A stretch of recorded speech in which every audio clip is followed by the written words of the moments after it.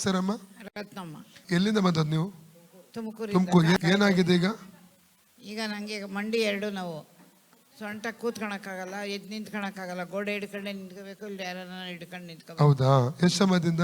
3 ತಿಂಗಳಿಂದ. 3 ತಿಂಗಳು. ಪ್ರಾರ್ಥನೆ ಮಾಡುವ. ತಂದೆ ದೇವರೇ, ಯೇಸುವಿನ ನಾಮದಲ್ಲಿ ಪರಿಶುದ್ಧಾತ್ಮನ ಸಹಾಯದಿಂದ ಕರ್ತನ ಪಾದಕ್ಕೆ ಬಂದಿದ್ದೇನೆ.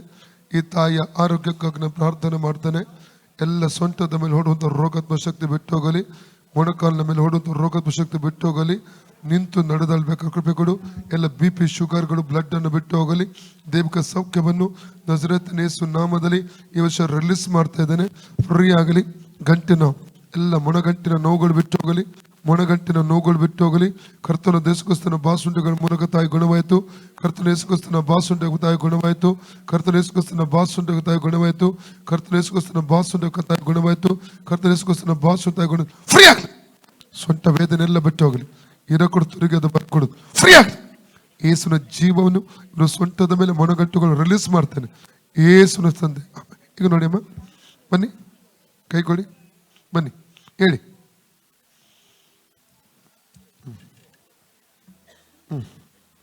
ಬನ್ನಿ ಬನ್ನಿ ಬನ್ನಿ ಬನ್ನಿ ಬನ್ನಿ, ನಡೀರಿ. ನಡೀರಿ. ನಡೀರಿ. ನಡೀರಿ. ನಡೀರಿ. ನಡೀರಿ. ಸೊಂಟದಿಲ್ಲಲ್ಲ ನೋವು? ಓಕೆ. ಪರವಾಗಿಲ್ಲ, ಈಗ ಹೋಯ್ತಲ್ಲ? ಓಕೆ. ಯೇಸುವೆ, ನನಗೆ ಸೌಖ್ಯ ಕೊಟ್ಟಿದ್ದಕ್ಕಾಗಿ ನಿನಗೆ ಸ್ತೋತ್ರ. ಓಕೆ ಅಮ್ಮ.